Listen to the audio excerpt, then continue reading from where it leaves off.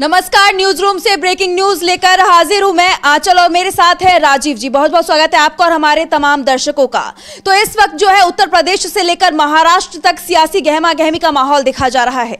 एक तरफ जहां महाराष्ट्र में नगर निगम चुनाव हुए थे हाल ही में, वहां पर मेयर पद को लेकर पेच फंसा हुआ है बीजेपी के बीच और शिंदे के बीच में लगातार तनातनी देखी जा रही है, जिससे बीजेपी मुश्किल में दिखाई दे रही है।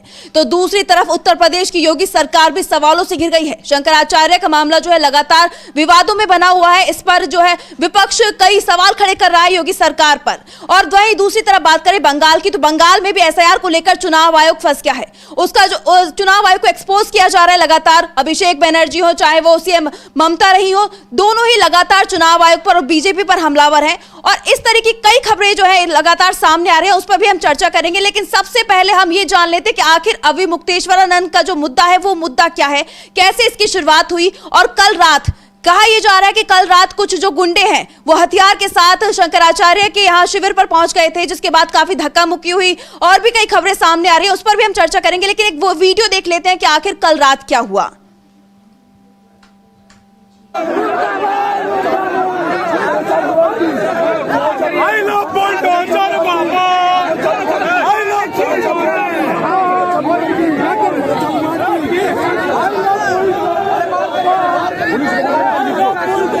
पुलिस को बुलाओ, पुलिस को बुलाओ, पुलिस बुलाओ, इनको बाहर करिए, बाहर करिए, इनको बाहर करिए, मारिए, मारिए, मारिए, मारिए,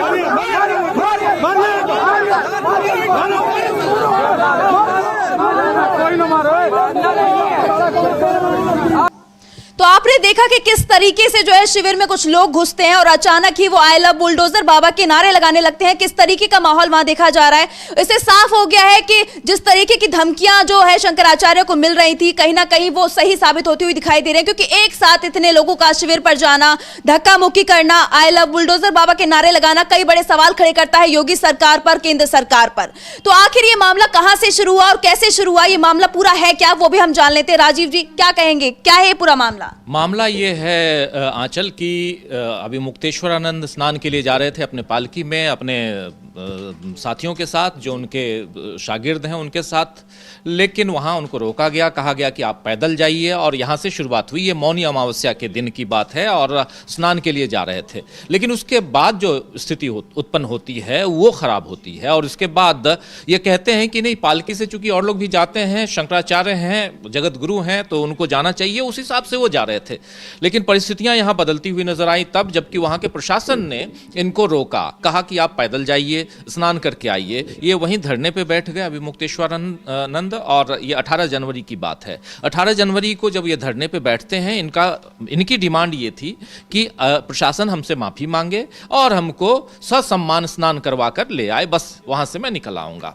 लेकिन प्रशासन की तरफ से इनके पास 2 नोटिस थमाई गई। ये पहला नोटिस जो है वो कि आप शंकराचार्य हैं ये साबित कीजिए, और दूसरा नोटिस जो है वो ये है कि क्यों ना आपको अब यहाँ बैन कर दिया जाए, यानी माघ मेले में आप आ ही नहीं पाएंगे संगम पे, और आपको यहाँ जो जगह दी गई है उसको क्यों ना बैन कर दिया जाए। तो ये 2 लड़ाई बहुत भयंकर हो गई, और इसके बाद इसकी सियासी लड़ाई भी इसमें शुरू हो गई। और फिर जो आगे की कहानी वो देख रही हैं आप कि इन्होंने आरोप भी लगाया। इनके मीडिया सेल के जो प्रभारी हैं उनकी बाइट भी सुन लेते हैं, और वो जो बातें कह रहे हैं, यहाँ आई लव बुलडोजर बाबा के नारे लग रहे हैं, इन लोगों के हाथ में कुछ हथियार भी हैं, भगवा झंडे हैं देखिए। और इसके बाद ये साफ साफ जो जिस दिशा में जाता हुआ ये पूरा का पूरा मामला है वो दिखाई दे रहा है कि ये सियासी तौर पर बहुत गर्मा चुका है। राजस्थान में इसके विरोध में बुधवार नहीं बल्कि ये 27 तारीख को, 26 जनवरी के बाद 27 जनवरी को वहां पर पूरे प्रदेश में इस मसले पर आंदोलन होने जा रहा है। गौरक्षा उत्तराखंड में भी ऐसा ही कुछ देखने को मिला है कि उत्तराखंड में भी जो कांग्रेस है वो राज्यव्यापी जो है कर रही है विरोध प्रदर्शन, लगातार प्रदर्शन देखे जा रहे हैं। इस तरीके की और भी कई खबरें हैं जो सामने आ रही है। और सिर्फ वही नहीं है, लगातार देखा जाए कि सपा है, सपा प्रमुख अखिलेश यादव लगातार इस चीज का विरोध कर रहे हैं कि आप ऐसे कैसे किसी को साबित करने के लिए बोल सकते हैं कि वो शंकराचार्य हैं या नहीं है, और कांग्रेस भी लगातार ये मुद्दा उठा ही रही है। तो उससे ये साफ हो रहा है कि योगी सरकार पर कई बड़े सवाल खड़े हो रहे हैं कि आखिर उन्हें क्यों रोका गया, और अब जब प्रशासन पर सवाल खड़े हो रहे हैं तो वो चुप क्यों हैं। बिल्कुल आप सही कह रही हैं, लेकिन सबसे पहले यहाँ इनके मीडिया प्रभारी की बाइट सुनना जरूरी है। और अखिलेश यादव का आप जिक्र कर रही हैं तो इस पूरे मामले में काल नेमी का जिक्र भी आ रहा है। तो अखिलेश यादव कल काल नेमी पे पूछ रहे थे मीडिया के सवालों का जवाब देते हुए कि काल नेमी कौन है, जरा बता दें। वो बाइट भी सुने, लेकिन उससे पहले जरा मीडिया प्रभारी की बाइट सुन लेते हैं कि कल शाम को हुआ क्या है, उस विषय में ये कह क्या रहे हैं। जी बिल्कुल, मीडिया प्रभारी ने आखिर क्या कहा है वो भी हम आपको सुनवाते हैं कि आखिर वो बोल क्या रहे हैं और किस मुद्दे पर वो बोल रहे हैं। मैं शैलेंद्र योगीराज सरकार, जगतगुरु शंकराचार्य स्वामी अभिमुक्तेश्वरानंद सरस्वती जी महाराज का राष्ट्रीय मीडिया प्रभारी, आज शंकराचार्य जी के शिविर के सामने 5, 7, 8 की संख्या में असामाजिक तत्व डंडा लेकर के आए और शिविर पर हमला बोल दिया और नारे लगाने लगे, आई लव यू बुलडोजर बाबा, आई लव यू बुलडोजर बाबा करके इस तरीके से वहां पर आतंक किया। काफी देर तक लोग हंगामा करते रहे। इससे ये पता चलता है कि जगतगुरु शंकराचार्य जी की जान को खतरा है।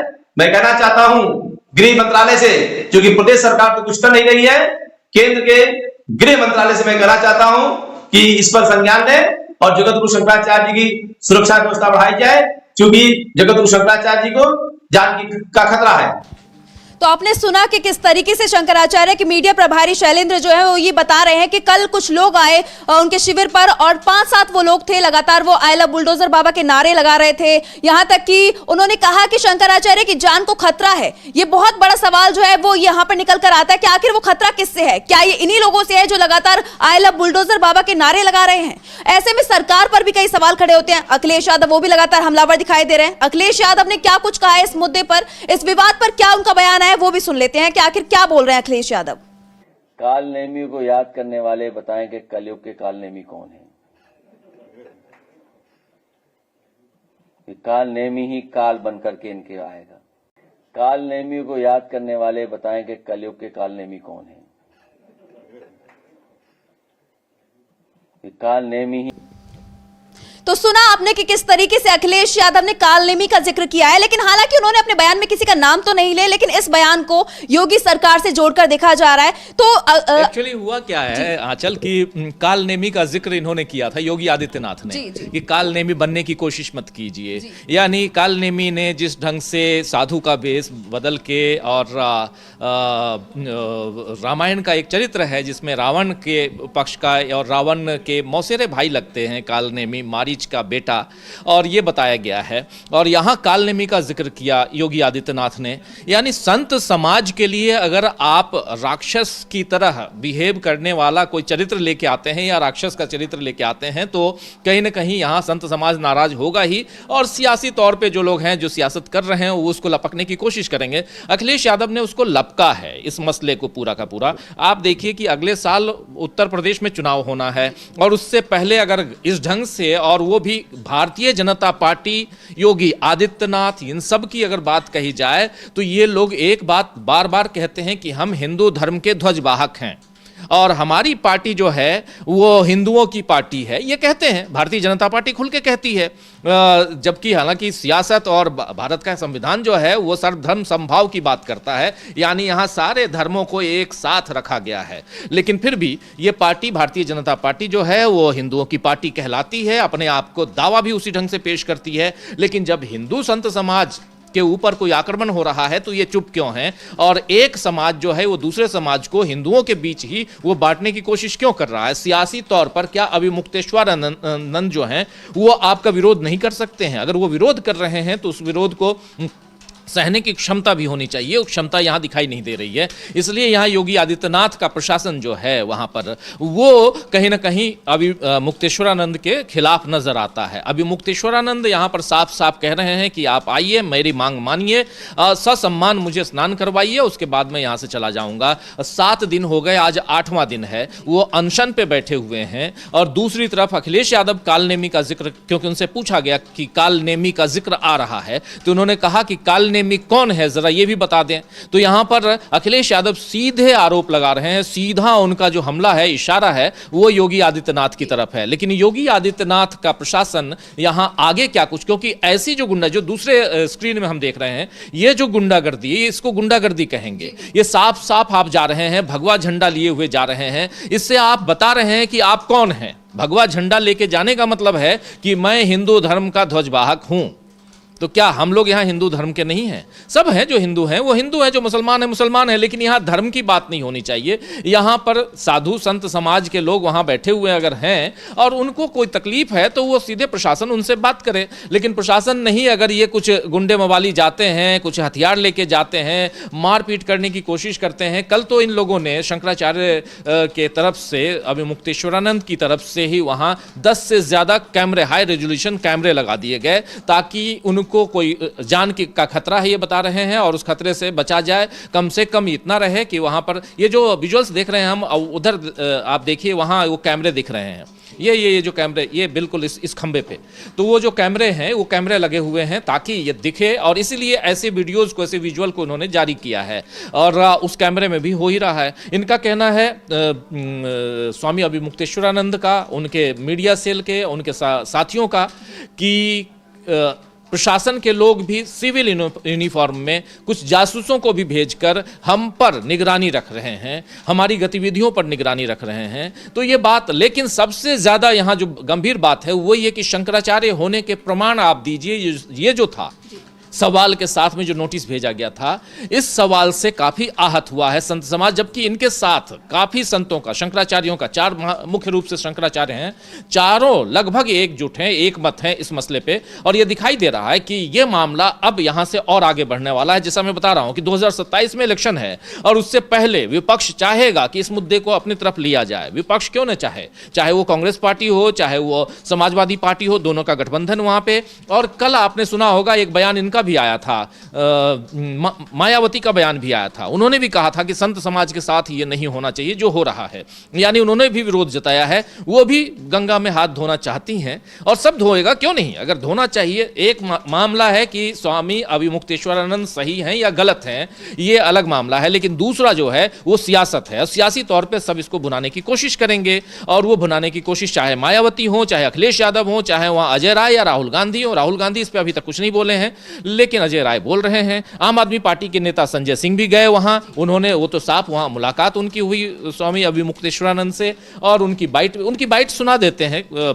आप डिमांड कीजिए तो अपनी टीम खासकर संजय सिंह की बाइट जरूर सुनाएगी। लेकिन ये सारा जो सियासी तौर पे जो मैं कह रहा हूं, ये सियासी तौर पर एक अच्छे जाल को बुनने की कोशिश है और इस जाल में भारतीय जनता पार्टी को फंसाने की कोशिश दिखाई दे रही है। बिल्कुल, कहीं ना कहीं बीजेपी फंसती हुई दिखाई भी दे रही है। लेकिन अगर हम इस मुद्दे की बात करें जो भुनाने की कोशिश की जा रही है सपा की तरफ से, कांग्रेस की तरफ से, मायावती की तरफ से, तो ये कितना कामयाब होते हैं वो अपने इस मंसूबे में, वो देखने वाली बात होगी। लेकिन सवाल जो है वो लगातार योगी सरकार पर बने हुए हैं, बीजेपी पर बने हुए हैं कि आखिर वो शंकराचार्य का अपमान कैसे कर सकते हैं।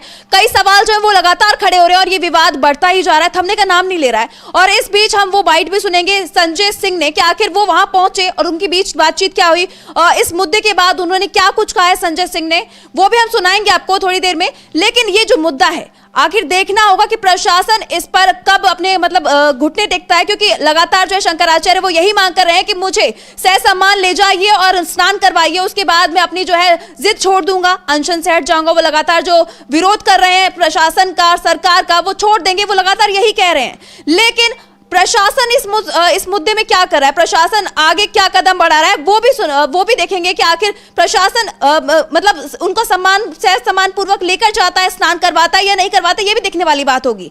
लेकिन अभी पहले सुन लेते हैं कि संजय सिंह आखिर उन्होंने मुलाकात के बाद क्या कुछ कहा है। शंकराचार्य जी को स्नान से वंचित करना, मैं समझता हूं ये घोर अपराध और पाप उत्तर प्रदेश की सरकार ने किया है। और उससे भी ज्यादा अपमानजनक बात यह है कि शंकराचार्य जी से शंकराचार्य होने का प्रमाण मांगा जाता है। जो लोग आज तक अपनी डिग्री नहीं दिखा पाए,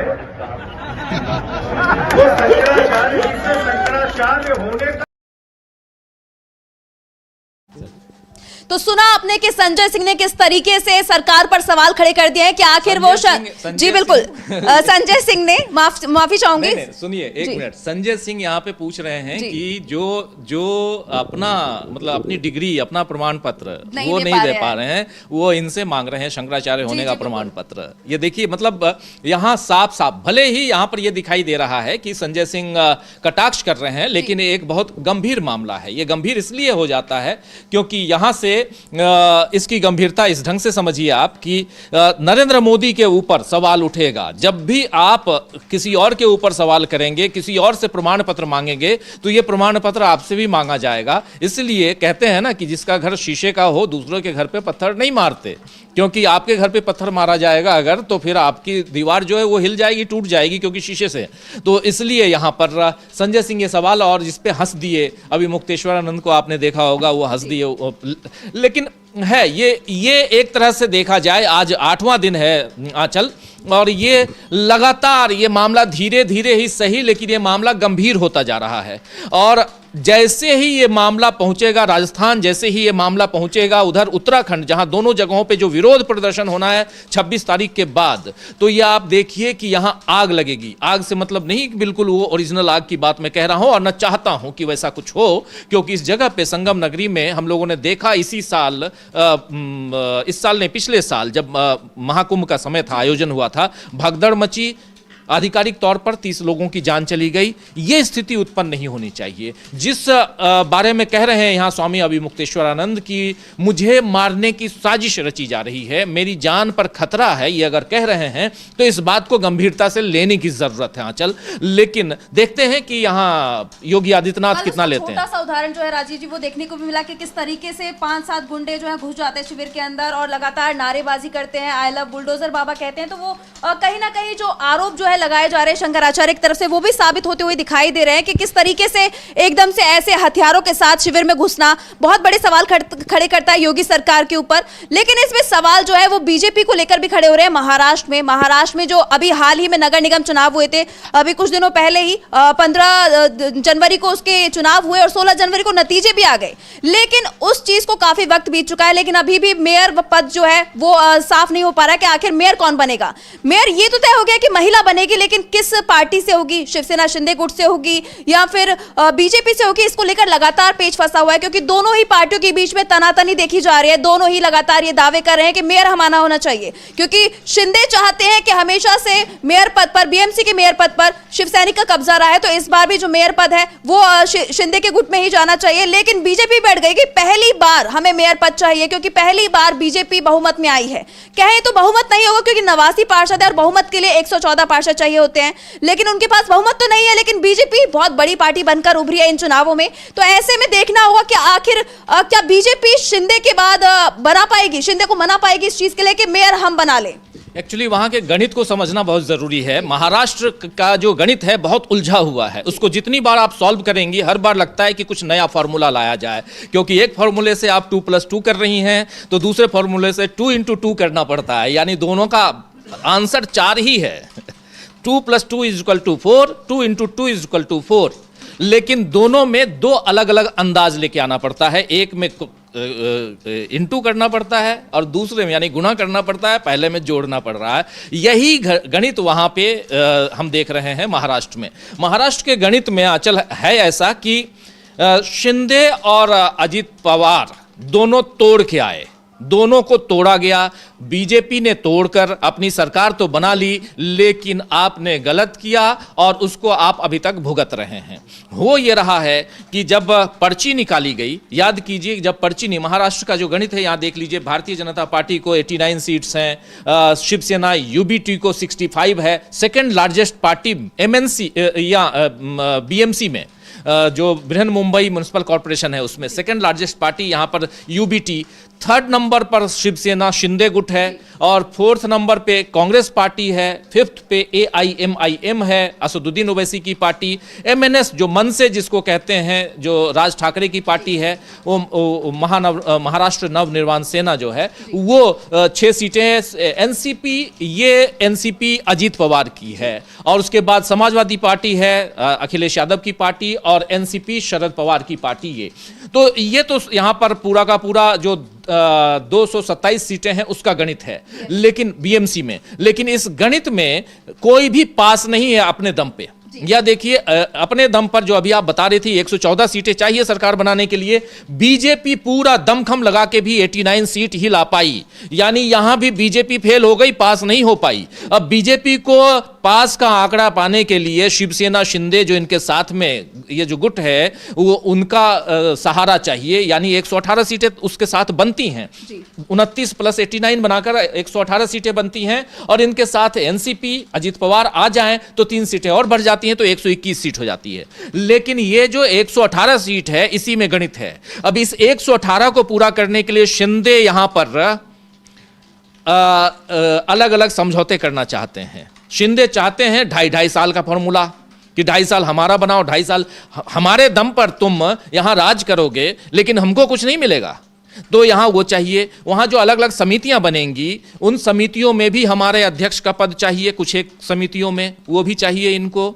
और उसके अलावा जब वो 3 सीटों के साथ आएंगे एनसीपी अजीत पवार, वो बोलते हैं कि नहीं हमको भी चाहिए, अजीत पवार को भी चाहिए, शिवसेना शिंदे को भी चाहिए। क्यों नहीं चाहिए भाई, इन्होंने अपने घर द्वार छोड़कर अपने घर में विद्रोह करके, शिंदे ने अपने घर में यानी उद्धव ठाकरे से विद्रोह किया, अजीत पवार ने अपने चाचा से विद्रोह किया, और उसके बाद आपके साथ आए, तो इनको कुछ ना कुछ तो मिलना चाहिए ना, वो नहीं मिल रहा है। बीजेपी यहां लालच में है, खुद के इतना कमा लिए उसके बाद भी आप धन कुबेर बन गए, आपके पास खजाना भरा हुआ है, लेकिन उसके बाद भी लालच कम नहीं है, क्योंकि उनको बृहन मुंबई चाहिए, बृहन मुंबई महानगर पालिका चाहिए, क्योंकि वहां आपको अपने दोस्तों को उनकी वहां की जो टुकड़ियां हैं जमीनों की और बाकी चीजों की वो बांटनी है।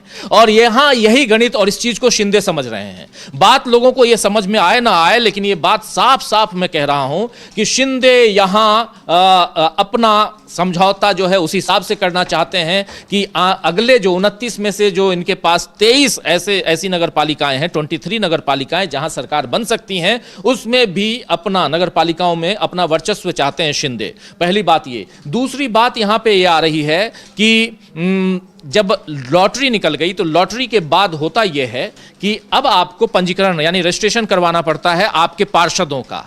रजिस्ट्रेशन में भी एक गेम है। गेम ये है कि एक बंच ऑफ पार्षद जितने भी हैं आपके कॉर्पोरेटर्स, उनको एक साथ उनकी रजिस्ट्री होती है कि हमारा ये ग्रुप है, ये 89 ग्रुप बीजेपी का और शिवसेना के 29 यानी 118 के 118 ग्रुप जो हैं वो हमारे साथ हैं कि नहीं हैं, ये तब पता चलेगा जब साथ में रजिस्ट्रेशन होगा।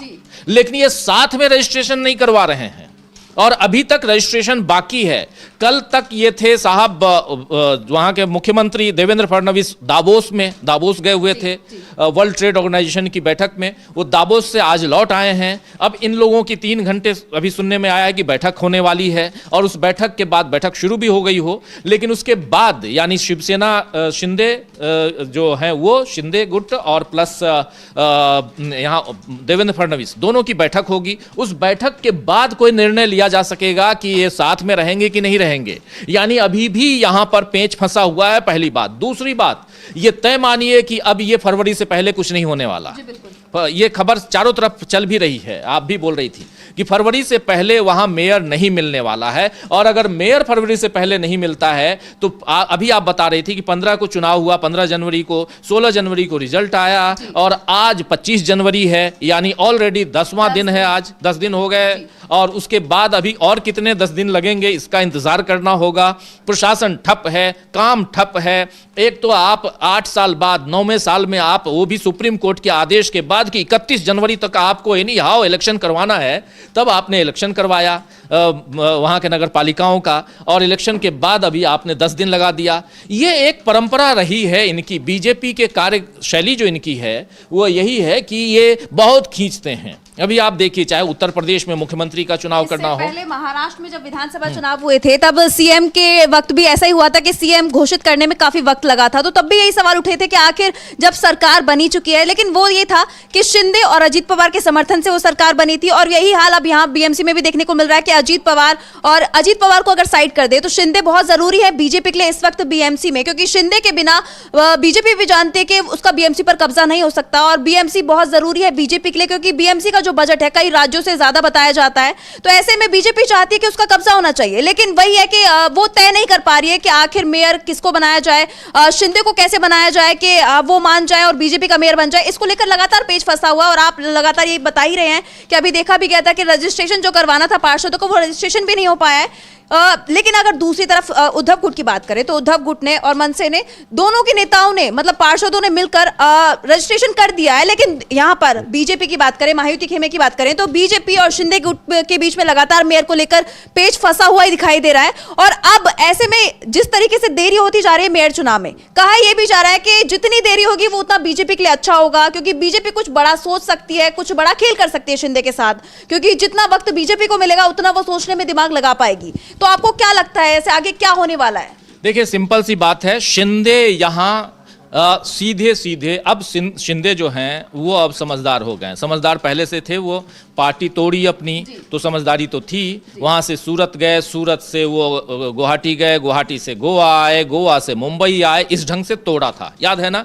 मुंबई से निकल के अपने विधायकों के साथ वो सूरत पहुंचते हैं, सूरत से फिर वो गुवाहाटी पहुंचते हैं, गुवाहाटी से फिर वहां सब कुछ हो जाता है। यहाँ उद्धव ठाकरे और उनके कुनबे में हाहाकार मचा हुआ होता है। लेकिन उसके बाद यानी शिंदे पार्टी तोड़ने वालों में से हैं। इस बात को बीजेपी को समझना होगा कि जिन लोगों में आपने आग लगाकर जिन पार्टियों को तोड़ा है, वो कल आपके साथ कुछ ना करें। आप पैसे वाले हो, आप सत्ता पर काबिज हो, देश में आप काबिज हो, कई राज्यों में आप काबिज हैं, तो आप दबाव बना सकते हैं, ईडी सीबीआई का प्रेशर दिखा सकते हैं। लेकिन उनकी जो ऑलरेडी जो एक प्रकृति हो गई है, जो नेचर हो गया है लड़ने का, झगड़ने का, जो अपनी पार्टी से लड़ झगड़ के बाहर निकला, वो कल आपसे भी लड़ेगा।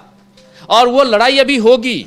महाराष्ट्र की सियासत 5 साल में, अभी ये मैं आज कह दे रहा हूं, ये भविष्यवाणी नहीं, एक पत्रकार होने के नाते कह रहा हूं, ये 5 साल ये सरकार इस ढंग से नहीं चलने वाली। मैं विधानसभा की बात कर रहा हूं। वहां की विधानसभा जिस ढंग से है, यहां की सत्ता में आप देखेंगी, सत्ता परिवर्तन भले हो ना हो, लेकिन एक आएगा दूसरा जाएगा, यह भी हो सकता है। बीजेपी के पास भरपूर सीटें हैं, बीजेपी की सत्ता नहीं जाएगी महाराष्ट्र में। मैं महाराष्ट्र विधानसभा की फिर कह रहा हूं, रिपीट कर रहा हूं, उसकी बात कर रहा हूं, बीएमसी की बात नहीं कर रहा। लेकिन चाहे वो बीएमसी हो, चाहे महाराष्ट्र की विधानसभा हो, इन दोनों जगहों पे बीजेपी के लिए मुश्किलें और बढ़ेंगी, ये तय मानिए। और उसी में जैसे अभी इसने किया, क्या हुआ कि लॉटरी आप ड्रॉ निकाल रहे हैं, ड्रॉ में आपके पास पर्चियों में 4 ऑप्शन थे। पहला ऑप्शन था ओबीसी, दूसरा ऑप्शन सामान्य श्रेणी नहीं थी, लेकिन ओबीसी, एससी, एसटी और महिला, 4 वर्ग। आपने एसटी को निकाल दिया, आपने एसटी यानी शेड्यूल्ड ट्राइब को नहीं लिया, आदिवासी वर्ग के किसी को रखा ही नहीं, उस पर्ची ही नहीं रखी। अचानक नियम बदल गए। अचानक नियम बदल गए। वो क्यों बदल गए, कब बदले? आपने बैकडेट से सारे नियम बना दिए, सब बदल दिए। चलो कुछ लोगों को पता हो भी हो और न भी हो, लेकिन वो क्यों ऐसा हुआ? इसलिए क्योंकि आपके पास एसटी वर्ग से कोई भी नहीं है, कोई पार्षद चुन के नहीं आया है। एसटी वर्ग से यानी शेड्यूल्ड ट्राइब वर्ग से एक और सिर्फ एक पार्टी है, शिवसेना उद्धव गुट, जिसके पास 2 पार्षद हैं।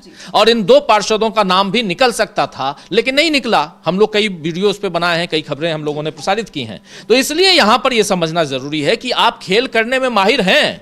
भारतीय जनता पार्टी खेल करती है। चुनाव आयोग की आप बात करेंगे, उसमें भी हम देख रहे हैं एसआईआर में क्या चल रहा है। जी, लगातार बंगाल से खबरें आई रही हैं एसआईआर को लेकर। ये मामला जो है सुप्रीम कोर्ट भी पहुंचा और कोर्ट ने भी जो आदेश दिया चुनाव आयोग को कि आपको जो नाम है जो काटे गए हैं उनको सार्वजनिक करना पड़ेगा, लेकिन कोर्ट के इस आदेश की भी चुनाव आयोग ने अवहेलना कर दी। लगातार आप देख ही रहे हैं। उस पर अभिषेक बनर्जी का बयान भी आया, वो भी हम देखेंगे कि क्या ट्वीट किया है। उस पर आए, हम एसआईआर पे आएंगे, लेकिन उससे पहले जरा थोड़ी सी और चर्चा करनी चाहिए अपने को। महाराष्ट्र की चर्चा करनी चाहिए। महाराष्ट्र का गेम बहुत अलग है और उस गेम को समझना। 2+2 = 4 एंड 2 × 2 = 4। दोनों में 4 है। सरकार तो आप बना लोगे, लेकिन आपको कहीं जोड़ना पड़ेगा, कहीं गुणा करना पड़ेगा। ये दिखाई दे रहा है। और भारतीय जनता पार्टी के लिए आने वाला समय ठीक महाराष्ट्र में नजर नहीं आता है। ये कोई भविष्यवक्ता की भविष्यवाणी नहीं है। एक पत्रकार होने के नाते मैं पहले भी बोल रहा था, एक विश्लेषक होने के नाते ये बात कह रहा हूं कि ये ठीक नजर नहीं आ रहा है, क्योंकि शिंदे और अजीत पवार के पास मात्र 3 सीटें हैं। कुछ नहीं कर सकते, कुछ बिगाड़ नहीं सकते, कुछ नहीं कर सकते। लेकिन ये 3 सीटें यहां है ना, ये 3 सीटें और अभी जो गणित चल रहा है जिसमें अजित पवार पूरा का पूरा पवार कुनबा इसमें सिमट गया है, वहां अगर देखा जाए तो इस म्युनिसिपल कॉर्पोरेशन के इलेक्शन में पवार कुनबे का सफाया हो गया है। चाहे वो अजित पवार हो चाहे वो शरद पवार हो, दोनों का सफाया हो गया। तो क्या शरद पवार, जिनके बारे में कहा जाता है कि इधर से एक सामान्य कील डालिए तो इधर से स्क्रू बन के निकालते हैं, यानी उनका दिमाग इतना घुमा घुमा के निकालते हैं। सियासत इसी को कहते हैं जो पेचदार हो, सियासत इसी को कहते हैं जिसमें आप अगर चीजों को ना घुमाएं तो आप सियासत नहीं कर पाएंगे। वो सियासत करते हैं अजित पवार। क्या वो ऐसे चुप बैठेंगे? कतई नहीं बैठेंगे। राहुल गांधी हो सकता है, राहुल गांधी की सियासत सिंपल और सीधी लकीर वो खींचते हैं। शरद पवार जैसे नेता सीधी लकीर खींच ही नहीं सकते। और क्या वो शांत बैठे रहेंगे महाराष्ट्र की सियासत में? नहीं, वो बिल्कुल नहीं। हो सकता है कि कुछ और गणित चले वहां पे, लेकिन शिंदे क्या जो तोड़ के आए, जो मैं फिर रिपीट कर रहा हूं, अपनी पार्टी को तोड़ के आए, लेकिन क्या शिंदे वहां पे शांत बैठेंगे? शिंदे यहां पर बिजनेस कर रहे हैं। ये उनके अस्तित्व का सवाल है। अस्तित्व का सवाल है, बिल्कुल। शिंदे को यहां समझौता नहीं चाहिए, शिंदे को वहां अपनी सत्ता चाहिए। शिंदे इस बात को क्या भूल गए कि जिस मुख्यमंत्री की कुर्सी पे वो बैठे थे उससे उनको उतार दिया गया, जबकि उनके दम पे मुख्यमंत्री रहते हुए वहां सत्ता पर काबिज हुई भारतीय जनता पार्टी और वहां का महायुति जो है वो काबिज हुआ। लेकिन महायुति जब आप सत्ता पाए, पूर्ण रूप से बहुमत के साथ आप आए, तो जो मुख्यमंत्री था उसको उतार के दूसरा मुख्यमंत्री वहां बैठ गया, यानी फडणवीस साहब बैठ गए, देवेंद्र फडणवीस। ये सारी चीजें जो हैं सियासत में कहीं ना कहीं आने वाले समय में उसके लिए कुछ लोग जो हैं, कुछ गोटियां, सियासी गोटियां पहले से रखते हैं कि ये दांव आज नहीं कल चलेंगे हम, और उसके लिए उसका इंतजार होता है। एक उदाहरण देना चाहता हूं आंचल। उदाहरण ये कि जब चुनाव का वक्त आता है तो देखिए कि कुछ कुछ ऐसे वीडियोज, कुछ ऐसे फोटोग्राफ्स, कुछ ऐसे कुछ लोगों के टेलीफोन कॉल्स ये सब जारी किए जाते हैं चुनाव से पहले। क्यों किए जाते हैं? इसलिए कि इसका प्रभाव हो लोगों के बीच, वोटर्स के बीच, इसके बारे में जाना जाए, किसी को एक्सपोज किया जाए, ये सारी चीजें की जाती हैं। तो यहां शिंदे जो कभी इधर थे उधर चले गए। याद कीजिए संजय राउत ने कहा था कि जो यहां से वहां गया है वो वहां से यहां भी आ सकता है। इसीलिए कहा था कि अंदर खाने चल रहा है। इस बीच उद्धव गुट के एक नेता का भी बयान आया है, वो लगातार यही कह रहे हैं कि अगर आप असली शिव सैनिक हैं तो आप उद्धव का समर्थन करिए। शिंदे से कहा, ये अपील की है। और अब देखना भी होगा, दिलचस्प होगा ये कि क्या वाकई में शिंदे शिव सैनिक के नाम पर समर्थन करते हैं उद्धव गुट का, क्योंकि बीजेपी में तो लगता नहीं कि शिव सैनिक जो मेयर बन पाएगा। बिल्कुल, देखिए बाला साहब ठाकरे का जन्मशती वर्ष है ये, और 23 तारीख को जन्मदिन था उनका। शिंदे चाहते हैं कि बाला साहब के नाम पे उनको सत्ता मिल जाए, और वो अपने आप को साबित करना चाहते हैं कि बाला साहब की पार्टी का ओरिजिनल वारिस मैं ही हूँ। और इसलिए वो जो ओरिजिनल वारिस की बात हो रही है, तो यहाँ पर कहीं ना कहीं बाला साहब के नाम को ये आगे बढ़ाना चाहते हैं, क्योंकि ओरिजिनल अभी लड़ाई चल रही है सुप्रीम कोर्ट में, इस पर सुनवाई होनी है कि ये शिवसेना और एनसीपी ओरिजिनल किसकी पार्टी है, इस पर अभी सुनवाई होनी है। लेकिन उससे पहले साबित करने में शिंदे पिछड़ गए। इसलिए पिछड़ गए क्योंकि शिंदे को यहाँ मात्र जो अभी हम दिखा रहे थे 29 सीटें मिली हैं, जबकि उद्धव गुट को मिला है 65 सीटें मिली हैं उद्धव गुट को। तो महाराष्ट्र में, वो भी मुंबई ने नकार दिया, एक तरह से देखा जाए तो शिंदे को नकार दिया है। उन लोगों ने 29 पार्षद चुन के आना, ये क्या होता है? ये कुछ नहीं है। ये 29 पार्षद वो चुन के आए होंगे जिन पर अपना जिनका प्रभाव रहा होगा, या जिन पर बाला साहब का प्रभाव पड़ा होगा, जिन पर उद्धव परिवार, बाला साहब परिवार का प्रभाव रहा होगा, वो जीत के आए। इसीलिए शिंदे यहां पर अंदर खाने, आप मीडिया के सामने पब्लिकली आके कुछ भी बोलिए, लेकिन अंदर खाने आप सचेत होते हैं। शिंदे यहां सचेत हो रहे होंगे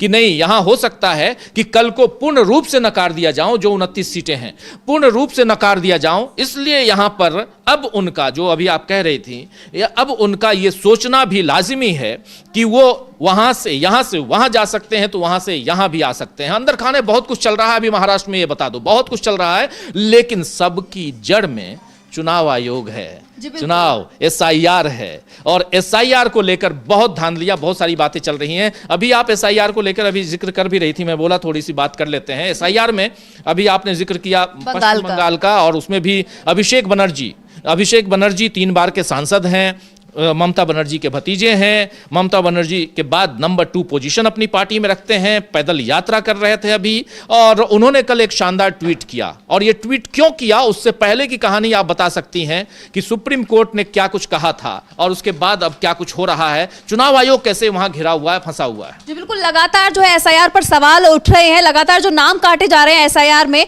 उसको लेकर भी सवाल बने हुए हैं। इस बीच जो है सुप्रीम कोर्ट ने ही कहा था कि जो भी नाम काटे गए हैं वो सार्वजनिक किए जाएं, जिसको लेकर सुप्रीम कोर्ट ने आदेश तो दे दिया, लेकिन कोर्ट के इस आदेश की जो है चुनाव आयोग ने अवहेलना की थी, जिसको लेकर अब अभिषेक बनर्जी ने ट्वीट किया है कि आखिर सुप्रीम कोर्ट के आदेश की ऐसे अनदेखी कैसे की जा सकती है। उस ट्वीट को भी हम दिखाएंगे कि आखिर अभिषेक बनर्जी ने कहा क्या है। अभिषेक बनर्जी ने कहा कि सुप्रीम कोर्ट के स्पष्ट आदेश और स्वयं के औपचारिक संचार के बावजूद ईसीआई ने तार्किक विसंगतियों की सूची जारी और प्रकाशित करने में विफल रहा है, जिसे उसे 24 जनवरी तक और नगर निगम वार्डों में प्रकाशित करना अनिवार्य था। यानी साफ साफ उन्होंने कह दिया कि 24 जनवरी का जब आदेश दिया गया था तो उस आदेश की, कोर्ट के उस आदेश की अवहेलना की गई है। वही सॉफ्टवेयर, उन्होंने आगे कहा कि वही सॉफ्टवेयर जिसने कथित तौर पर 7 करोड़ से ज्यादा जनगणना प्रपत्रों का आकलन और विश्लेषण किया और 16 दिसंबर को मसौदा सूची प्रकाशित होने के तुरंत बाद 1 घंटे के अंदर चमत्कारिक रूप से तार्किक विसंगतियों का पता लगाया, अब अपनी तर्क शक्ति, गति, विश्वसनीयता और भरोसे का खोता हुआ प्रतीत होता है। यानी कि उन्होंने सवाल खड़े कर दिया। अभिषेक बनर्जी ने साफ साफ हमला बोला है और उन्होंने आगे ये कहा है कि इसलिए 3 स्पष्ट प्रश्न अनुत्तरित रह जाते हैं। आखिर ईसीआई क्या छिपाने की कोशिश कर रहा है? यदि विसंगतियों की पहचान 1 घंटे में की जा सकती थी तो उन्हें सार्वजनिक करने में कई दिन क्यों लग रहे हैं? क्या ईसीआई की तर्क की तलाश कर रहा है या विसंगतियों को छिपा रहा है? मतलब उन्होंने सवाल पूछा है कि आखिर ईसीआई क्या छुपाने की कोशिश कर रहा है, ऐसा क्या है जब उन गलतियों की जो है पहचान 1 घंटे में हो सकती थी तो इतना समय क्यों लिया जा रहा है? और जबकि साफ साफ कोर्ट की तरफ से कहा गया था, कोर्ट ने साफ कर दिया था कि 24 तारीख की रात तक आपको ये जो है नाम सार्वजनिक करने होंगे, लेकिन कोर्ट का यह आदेश चुनाव आयोग ने नहीं माना, जिसके बाद चुनाव आयोग फंसता दिखाई दे रहा है, लगातार एक्सपोज हो रहा है। और सिर्फ बंगाल की ही बात नहीं, यूपी में भी कई बार ऐसे सवाल खड़े हुए हैं। लगातार जो नागरिकता साबित करने के लिए कहा जा रहा है चुनाव आयोग की तरफ से लोगों को, अभी हाल ही में कई ऐसे मामले भी सामने आए, राजीव जी आपने सुना होगा, उसकी भी बात करते हैं। बिल्कुल बिल्कुल, अभिषेक बनर्जी का जो ये ट्वीट है, इस ट्वीट के बाद देखिए, ये ट्वीट कब आया? ये ट्वीट कल शाम को 6 बजे के बाद, जब डेडलाइन खत्म हो गई तब। और अभिषेक बनर्जी ने यहां साफ साफ कहा कि जब डेडलाइन ये दिया गया था कि 1.25 करोड़ जो मतदाताओं को आपने नोटिस भेजा है, और आप देखिए इन 1.25 करोड़ में कौन है? भारत रत्न अमर्त्य सेन भी हैं। इस 1.25 करोड़ में सुभाष चंद्र बोस के परपोते भी हैं। तो ये आप उन लोगों को भी नोटिस भेज रहे हैं जिन लोगों के घर पर आपको जाने की भी जरूरत नहीं है, जो यहाँ के मूलतः यहाँ के नागरिक हैं, उन लोगों को आप उस सूची में, उस लिस्ट में रख रहे हैं जहां कहीं ना कहीं इन लोगों के ऊपर आप एक तरह से कल को आरोप लगाएंगे कि ये हिंदुस्तान के हैं ही नहीं, भारत के हैं ही नहीं, जबकि ऐसा लगता है कि उन्हें किसी पहचान की जरूरत नहीं है। पहचान की कोई जरूरत नहीं है उनको। भारत रत्न अमर्त्य सेन को पहचान की जरूरत है, पूरी दुनिया जानती है, और वो भारत के हैं ये, और बंगाल के हैं ये, कौन नहीं जानता। लेकिन उसके बाद भी अगर नोबेल पुरस्कार मिला हुआ है अमर्त्य सेन को, और तो लेकिन इसके बाद भी अगर ऐसे लोगों को आप नोटिस जारी कर रहे हैं, नोटिस सार्वजनिक नहीं कर रहे हैं, 1.25 करोड़ कौन कौन से लोग हैं? सुप्रीम कोर्ट ने साफ साफ आदेश दिया था कि 24 तारीख की शाम तक आप इसको जारी कीजिए। शाम बीतने के बाद देखिए कितना ज्यादा यहां जिद है, कितना जिद्दीपन है यहां चुनाव आयोग का, वो यहां दिखाई देता है, झलकता है कि हम सुप्रीम कोर्ट की बात नहीं मानेंगे, यानी सुप्रीम कोर्ट के आदेश की अवहेलना करेंगे आप, लेकिन आप बात नहीं मानेंगे। और रात को 1:01 पर, रात तारीख कौन सी? तो 25, आज 25 तारीख हम लोग ये चर्चा कर रहे हैं ना, 25 तारीख, और अभी समय 12:40। लेकिन आज इसी तारीख में बीता हुआ जो 1:01 पर चुनाव आयोग नोटिस जारी करता है। ये जो सूची है जिसको सुप्रीम कोर्ट ने कहा था कि 24 तारीख की डेट में आप वो कर दीजिए, नहीं किया, उसको जारी करते हैं। तो इसका साफ है, अगर चाहे तो ये अवहेलना का मामला, यहां पर कंटेम्प्ट ऑफ कोर्ट का मामला भी बन सकता है यहां चुनाव आयोग के खिलाफ। लेकिन चुनाव आयोग अपनी मनमर्जी कर रहा है। चुनाव आयोग की दलीलें आप सुन रही हैं, एसआईआर पर जितनी दलीलें पेश की गई हैं लगभग सब हमने एकदम बिल्कुल सरल प्रोग्राम में सरल हिंदी में हमने अपने दर्शकों तक पहुंचाया है। तो एसआईआर में चुनाव आयोग जिस ढंग से दलीलें दे रहा है, उनके वकील साहब राकेश द्विवेदी जी जिस ढंग से दलीलें पेश कर रहे हैं, उससे साफ समझ में आ रहा है कि एक अकड़ है। चुनाव आयोग अपने आप को देश के कॉन्स्टिट्यूशन से यानी हमारे संविधान से अपने आप को ऊपर समझने लगा है। चुनाव आयोग इस देश के सर्वोच्च अदालत से यानी सुप्रीम कोर्ट से ऊपर समझने लगा है। चुनाव आयोग इस देश की सरकार से खुद को ऊपर समझने लगा है और वो साफ दिखाई दे रहा है, क्योंकि जिस वक्त एक नहीं बल्कि 3 बार मौखिक रूप से यह आदेश दिया गया सुप्रीम कोर्ट की तरफ से कि आप 11 सूचियों में 12वें नंबर पर, 11 नंबर तो आपके पास है, SIR के लिए जो 11 डॉक्यूमेंट आप मांग रहे हैं उसमें 12वें नंबर पर आप आज से अभी से आधार कार्ड स्वीकार कीजिए, लेकिन आपने स्वीकार नहीं किया। फाइनली आपको आधार कार्ड के लिए सुप्रीम कोर्ट को आधार कार्ड उसमें जुड़वाने के लिए आदेश लिखवाना पड़ा।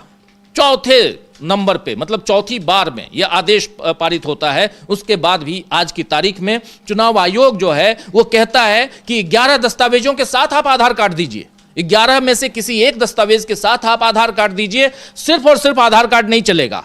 और इस कारण तमाम जगहों से हम देख रहे हैं कि नाम काटे जा रहे हैं। कई लोगों के करोड़ों नाम काट दिए गए, वो आखिर जाएंगे कहां जाएंगे। आप अभी कह रहे थे, चुनाव आयोग कह रहा था, उनके वकील साहब कह रहे थे कुछ दिन पहले कि हम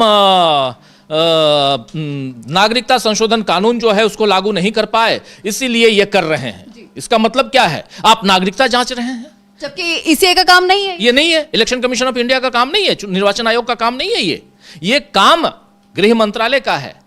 अच्छा, उसके बाद आप अभी 1 अप्रैल से जनगणना करवाएंगे देश में, जो आपको 2021 में करवाना था, अब 2026 1 अप्रैल से शुरू कर रहे हैं। उसमें आपने 33 क्वेश्चन है जो वो भी राहुल गांधी के दबाव के बाद हाँ, जो लगातार मुद्दा उठाया नहीं, लेकिन उसमें भी आप उसमें जाति नहीं पूछ रहे हैं।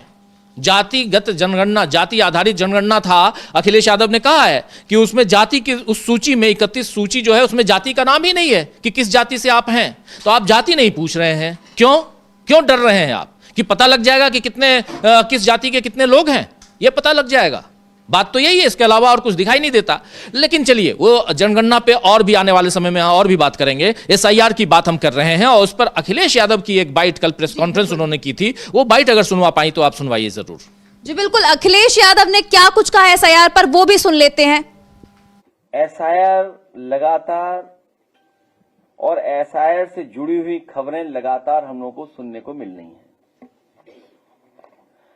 SIR का जो मूल मकसद था और जो हम लोगों ने पहले दिन जब अनाउंस हुआ है SIR, जो प्रेस कॉन्फ्रेंस की गई, वो यही कहा गया था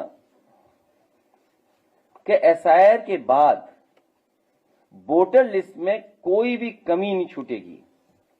4 नवंबर 2025 को SIR की घोषणा के समय मतदाता सूची को शुद्ध समावेशी बनाने की बात कही गई थी। और इधर हम लोगों को देखने को मिला कि जो टर्म्स यूज कर रहा था इलेक्शन कमीशन के मैपिंग या टेक्नोलॉजी का सहारा लेकर के, वो वोटर लिस्ट को एकदम ठीक बनाएंगे और कोई भी वोटर छूटेगा नहीं। लेकिन देखने को मिल रहा है, मैं एक ओवरऑल केवल एक कॉन्स्टिट्यूंसी का बताना चाहता हूं, ओवरऑल एक कॉन्स्टिट्यूंसी का केवल अभी, अगर एक कॉन्स्टिट्यूंसी में ये चीजें देखने को मिल रही हैं तो सोचिए पूरे प्रदेश में, और जिस तरह की तैयारी है इनकी अधिकारियों के माध्यम से, क्योंकि सरकार अधिकारियों से मिलकर के, और क्योंकि इलेक्शन कमीशन भी निष्पक्ष नहीं है, जो कॉन्स्टिट्यूशनल बॉडी है उसकी जिम्मेदारी बनती है कि इस समय पर जहां भेदभाव हो रहा हो, जहां कई बार ऐसी घटनाएं मिल रही जहां पर सरकार अपनी मनमर्जी से काम करा लेती है। और फिर जब बाई इलेक्शन में हम लोगों ने देखा था कि पूरा का पूरा बाई इलेक्शन में वोट लूटा गया था।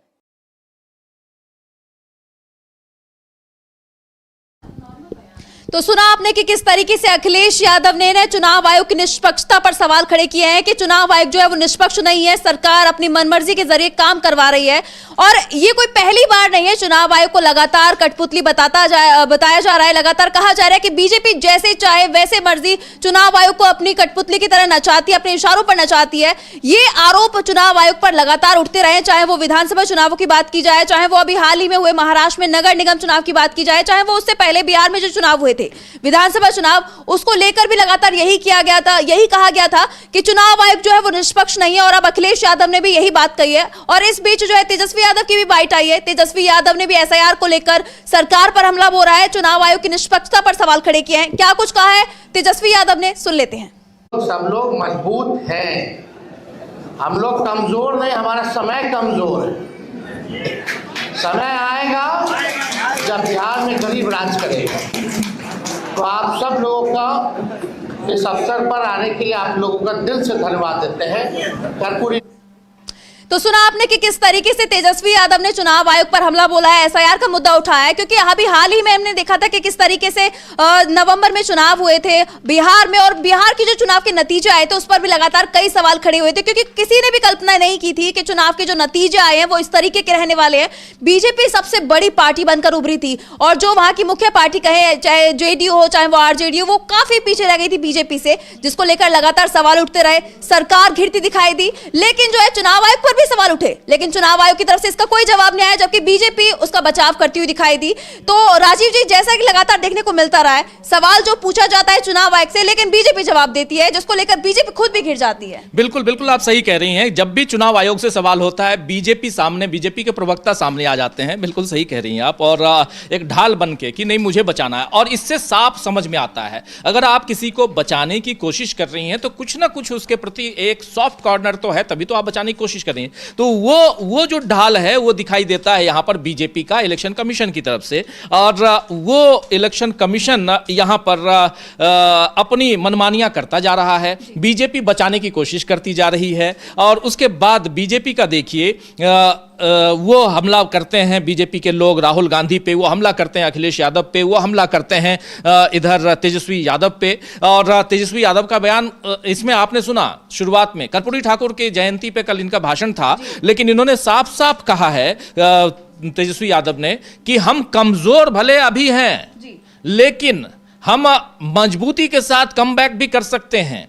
और ये मजबूती के साथ कमबैक करने का मतलब है साफ साफ कि अखिलेश यादव तेजस्वी यादव कहीं ना कहीं यहां पर अपने लोगों में वो जोश भरने की कोशिश कर रहे हैं। तेजस्वी यादव यहां पर साफ साफ ये कह रहे हैं कि सब एक हो जाओ, एकजुट हो जाओ। लेकिन चुनाव आयोग से फाइट करने के लिए आप देख लीजिए कि आने वाले समय में, क्योंकि राहुल गांधी ने एक नहीं बल्कि 3 उदाहरण दे दिए, एक्सपोज किया उन्होंने, एटम बम और हाइड्रोजन बम तक वो लेके आए, जिसमें उन्होंने हरियाणा को एक्सपोज किया, हरियाणा के चुनाव को। वहां ब्राजील की जो महिला मॉडल थी उनकी 22 जगह फोटो लगी हुई, वो भी वो लेके आए। यहां तक कि वो तस्वीरें दिखाई गई संसद के अंदर भी, जब वो चुनाव सुधार पे वहां चल रहा था, बहस चल रही थी। तो एक तो ये, और दूसरी तरफ अखिलेश यादव लगातार कह रहे हैं, तीसरी तरफ तेजस्वी यादव कह रहे हैं, ये जो तिकड़ी है। और चौथी तरफ उधर ममता बनर्जी पश्चिम बंगाल से, अभिषेक बनर्जी, आप देखिए ये सारे युवा नेता हैं। और सब उधर स्टालिन,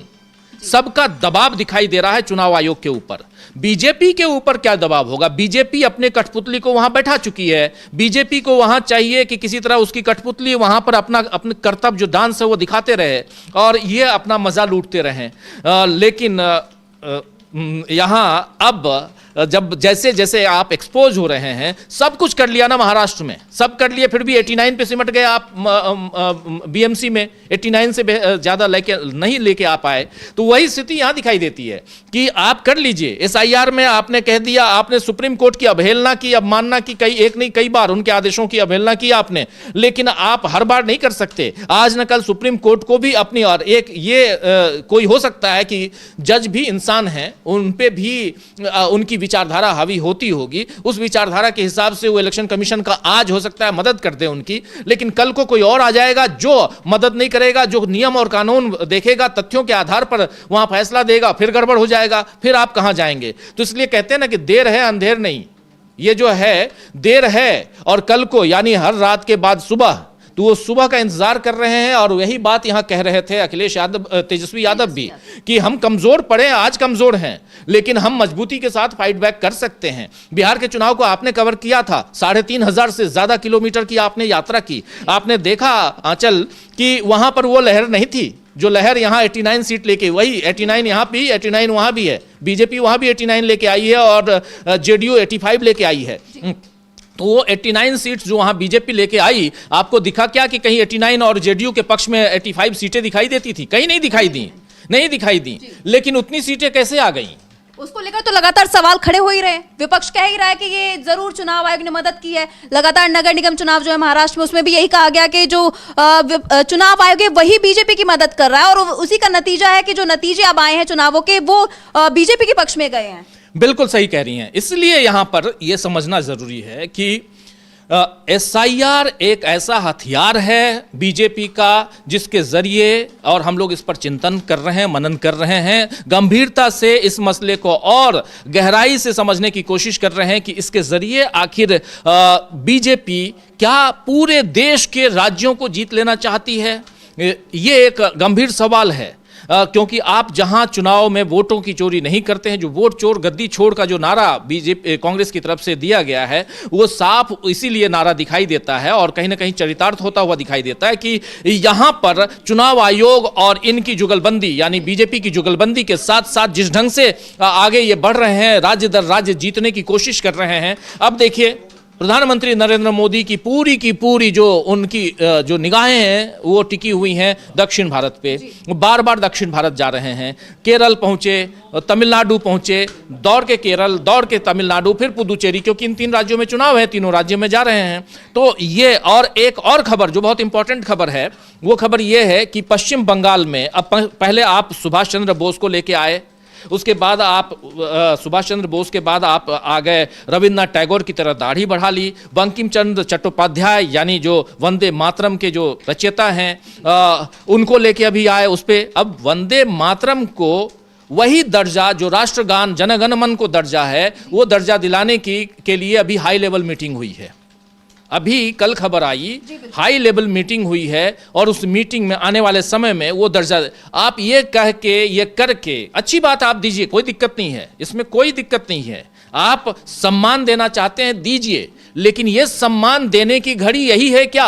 सवाल यही उठ रहे हैं कि क्या अब जब चुनाव है तो यही समय मिला पीएम मोदी को कि वो इस टाइम पे उनको दर्जा दे? इसीलिए पहले क्यों नहीं याद आया? तो आप साम दाम दंड भेद सब लेके, सारे हथियार आप खोल देते हैं, सब लेके आप यहां आते हैं और करने आप चाहते हैं, कोशिश करते हैं कि किसी भी ढंग से हमको चुनाव जीतना है। लेकिन जनता जानती है आंचल की लेकिन जनता, जब हम ये कहते हैं तो अब एक सवाल आ जाता है, इसलिए मैं यहाँ चुप होकर दूसरी बात पे आ गया कि क्या SIR के जरिए अब पूरे चुनाव जीते जाएंगे? अभी तक हम EVM की बात करते थे, वोटर लिस्ट की बात करते थे, कुछ और बातें, लेकिन अब आप हर हथकंडा अपना रहे हैं, उसमें आखिरी हथकंडा, ये आखिरी हथियार है, ये जो ताबूत की आखिरी कील जो कहते हैं ना, ये आखिरी कील है। और लेकिन ये ताबूत किसके लिए तैयार कर रहे हैं ये समझना जरूरी है। ये ताबूत कहीं अपने लिए नहीं तैयार कर रहे हैं, ये जानना यहां जरूरी है। चुनाव आयोग एक्सपोज हो चुका है, चुनाव आयोग की विश्वसनीयता खत्म हो चुकी है, और आज जिस दिन हम बात कर रहे हैं उस दिन, आज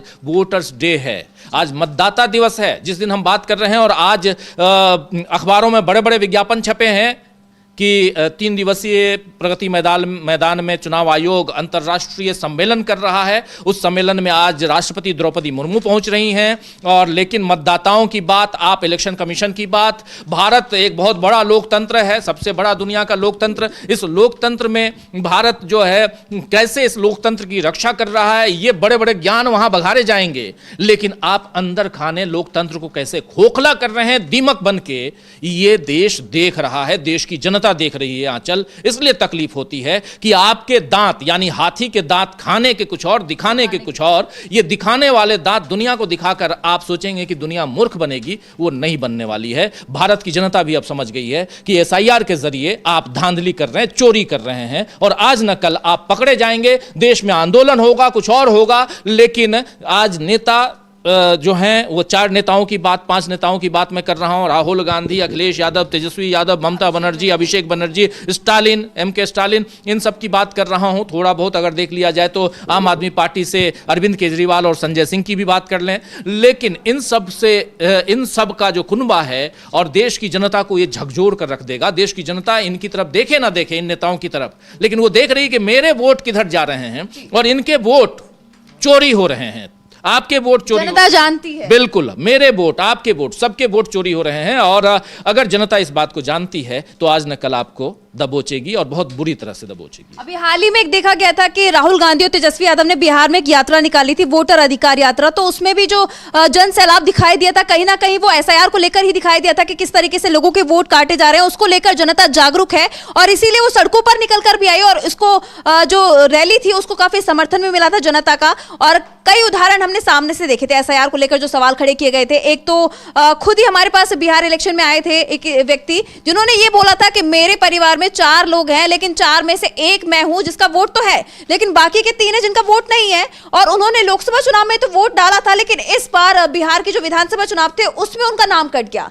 तो ये भी बहुत बड़ा सवाल है कि आखिर जो इंसान लगभग 1 साल पहले ही वोट डाल रहा है लोकसभा चुनाव में, उसका तब वोट था लेकिन अब उसका वोट कैसे कट सकता है। तो ये सवाल बहुत खड़े हो रहे हैं इस तरीके के, और ये कोई पहला सवाल नहीं है। इस तरीके के कई उदाहरण हमारे सामने आए, कई बार हमने कितने लोगों से बात की, उनसे जानने की कोशिश की, उन्होंने भी चुनाव आयोग की निष्पक्षता पर सवाल उठाया और विपक्ष तो लगातार उठा ही रहा है। तो ऐसे में जो है चुनाव आयोग हो चाहे बीजेपी हो, दोनों ही दो तरफा घिरते हुए दिखाई दे रहे हैं। एक तो विपक्ष उन पर लगातार हमलावर है एसआईआर को लेकर भी, और कई ऐसे तमाम मुद्दे हैं जिसको लेकर लगातार आवाज उठाई जा रही है विपक्ष की तरफ से, और जनता भी अब जागरूक हो चुकी है, लगातार सड़कों पर निकल रही है, अपने मुद्दे जो उठाने की कोशिश कर रही है। तो बीजेपी बहुत बुरी तरीके से इस वक्त फंसती हुई दिखाई दे रही है।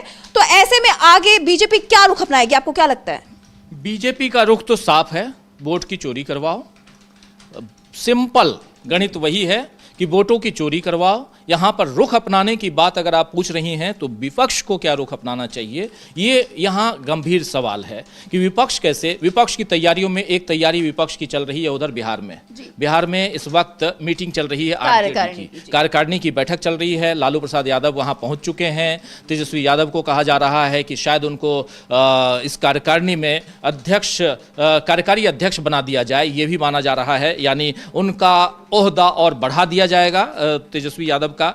मजबूती के साथ तेजस्वी यादव और थोड़ा सा इस चुनावी गणित की गंभीरता को तेजस्वी यादव समझें, चुनावी गणित की गंभीरता को अखिलेश यादव समझें, चुनावी गणित की गंभीरता को ममता बनर्जी समझें। एक सवाल राजीव जी ये भी है कि बिहार विधानसभा चुनाव के नतीजे काफी वक्त हो चुके हैं लेकिन तेजस्वी यादव जो है वो लगातार गायब दिखाई दे रहे थे। अगर पिछले 2 महीने की बात करें या 1.5 महीने की, तो गायब ही दिखाई दे रहे थे, जिस पर लगातार एनडीए के नेता सवाल पूछ रहे थे कि आखिर नतीजे जो आए हार के बाद तेजस्वी यादव गायब हो गए, और अचानक से वो कल सामने आए। उन्होंने मीडिया से मुखातिब हुए, बात की उन्होंने और बताया कि किस तरीके से एसआईआर के मुद्दे पर उन्होंने अपनी बात रखी और उसके अलावा बिहार में जो आपराधिक घटनाएं बढ़ती जा रही हैं उस पर भी अपनी राय रखी, और साथ में ये भी कहा कि अभी जो लड़ाई है वो खत्म नहीं हुई है, अभी तो लड़ाई शुरू हुई है। इस तरीके का आह्वान उन्होंने किया है, अपने कार्यकर्ताओं को संदेश दिया है, जिसके बाद ये कहा जा रहा है कि आखिर वो किस लड़ाई की बात कर रहे हैं, क्या बिहार में कुछ बड़ा होने वाला है? सही बात है। और आपने कहा कि वो गायब दिख रहे थे। एक्चुअली होता क्या है, जब तेज आंधी आती है कुछ पेड़ पौधे झुक जाते हैं, गिर जाते हैं, उनको उठने में संभलने में टाइम लगता है। एक उम्मीद थी, राहुल गांधी को भी उम्मीद थी, तेजस्वी यादव को भी, यानी विपक्ष को, कि हमारी सरकार बनेगी। विपक्ष की सरकार वहाँ नहीं बन पाई। जिस भी ढंग से वो परास्त हुए, चाहे वो चुनावों की चोरी हो, वोट चोरी हो, या जनता ने जिस भी ढंग से हुए हों, लेकिन वहाँ पे इस एक झटके से उबरने में टाइम लगता है। वो झटका था जिससे अब अखिलेश यादव शायद उबर चुके हैं और अब मजबूती के साथ यहाँ तेजस्वी यादव, बार बार मैं अखिलेश की बात करता हूँ, तेजस्वी यादव उबर चुके हैं। और तेजस्वी यादव अब कल जो उनका बयान था, जो अभी हमने सुना थोड़ी देर पहले, कि हम कमज़ोर ज़रूर हैं लेकिन मजबूती के साथ फाइट बैक करेंगे, वो बहुत बड़ा बयान है, वो छोटा बयान नहीं है। और इसलिए यहाँ पर अब आज इनकी कार्यकारिणी की बैठक हो रही है, अब इनको एक नई जिम्मेदारी मिल रही है तेजस्वी यादव को, और उस मजबूती के साथ वो आगे बढ़ेंगे। दूसरी तरफ बीजेपी की बात है। बीजेपी का सवाल आप पहले भी पूछी थी और उस सवाल में उसका जवाब सीधा और सिंपल जवाब है कि बीजेपी के जो अच्छे दिन थे, बीजेपी के जो अच्छे दिन थे, जो नारे लगवा रहे थे नरेंद्र मोदी कि अच्छे दिन आने वाले हैं, जो होता था, वो अब अच्छे दिन किसके आने वाले हैं? मोदी जी के आने वाले थे। मोदी जी के अच्छे दिन अब जाने वाले हैं। बीजेपी के अच्छे दिन अब जाने वाले हैं, वो दिखाई दे रहा है। 2029 में अब कितने साल बाकी हैं? ये 24 बीत गया, 25 बीत गया, 26 चल रहा है, 29 में अब इसके बाद 3 साल यानी 5 साल में से 2 साल तो आप निकाल दिए, अब 3 साल बचे हैं। 2029 के वही अप्रैल के महीने में इलेक्शन होंगे, हम लोग कवर करेंगे इलेक्शन, और उस समय आप देखिए कि उस समय परिस्थितियां क्या रहेंगी। उस समय नरेंद्र मोदी को क्या उत्तर भारत से उतने वोट मिलेंगे जिस दम पे वो 240 सीटों पे इस बार आए हैं? क्या उत्तर प्रदेश जिसने आधी सीटें दी हैं मात्र, वो उसकी भी आधी कर देगी सीटें? इस बार भी लगातार ये दावा किया जा रहा था, ये नारा दिया जा रहा था कि अब की बार 400 पार, लेकिन जब नतीजे आए तो वो 240 पर सिमट कर रह गए। तो लगातार ये देखा गया कि किस तरीके से जो दावे थे बीजेपी के वो सारे फेल हो गए, और अब दोबारा से जैसे आप कह रहे हैं जो लगातार अब ये दावे अब भी बीजेपी यही लगातार कहती जा रही है, चाहे वो विधानसभा चुनावों की बात हो, चाहे वो नगर निगम चुनावों की बात हो, लेकिन अगर उनकी सीटों की बात की जाए तो वो पहले से कम होती जा रही हैं। लेकिन जो चुनाव आयोग और जितनी भी सीटें बनी हुई है लगातार उसको लेकर भी यही कहा जा रहा है कि जो जितनी सीटें बनी हुई है बीजेपी के पास वो भी सिर्फ चुनाव आयोग की मेहरबानी है। बिल्कुल सही आप कह रहे हैं, चुनाव आयोग की मेहरबानी है, थोड़ा सा जो इनका गणित है वो है, लेकिन इन सब से इतर अगर देखा जाए तो दक्षिण भारत में ये पैर पसारने की कोशिश कर रहे हैं जहां कुछ नहीं मिलना। दक्षिण भारत से अगर उम्मीद करके बना के बैठे हुए हैं तो दक्षिण भारत में कर्नाटक है, उसके अलावा कोई भी राज्य ऐसा नहीं है जहां बहुत कुछ आप ले आएंगे। तेलंगाना में आपको बहुत कुछ नहीं मिलना, आंध्र प्रदेश में बहुत कुछ नहीं मिलना, हालांकि वहां आंध्र प्रदेश में आपने सरकार बनाई हुई है। चंद्रबाबू नायडू की बैसाखी से आप केंद्र में भी बैठे हुए हैं, तो चंद्रबाबू नायडू का रोल जिस ढंग से वो आए हैं, इनके साथ आगे आने वाले चुनाव में उनको इनका साथ छोड़ना होगा, उससे पहले ये भी देखिए। और फिर कर्नाटक के अलावा तमिलनाडु में कुछ होना नहीं है, पुदुचेरी बहुत छोटा सा राज्य है, वहाँ कुछ होना नहीं है, ये आपका गया, ये खत्म हो गया। दक्षिण भारत खत्म, उत्तर भारत में भी आप मध्य प्रदेश, छत्तीसगढ़, राजस्थान, गुजरात, फिर इधर उत्तर प्रदेश, उत्तराखंड, इन सबके जरिए बिहार, इन सब के जरिए अगर उत्तर प्रदेश में आप चाहते हैं कि कुछ पा लें तो अब वो नहीं होने वाला है। सिर्फ और सिर्फ एक ही चीज आपके साथ है, वो है आप वोटों की चोरी कीजिए, लेकिन वोटों की चोरी तब तक ही कर पाएंगे जब तक कि आप रंगे हाथ पकड़े नहीं जा रहे हैं। जिस दिन पकड़ लिए गए उस दिन ये खेल भी खत्म हो जाएगा, और ये दुनिया जान रही है कि आप वोटों की चोरी कर रहे हैं।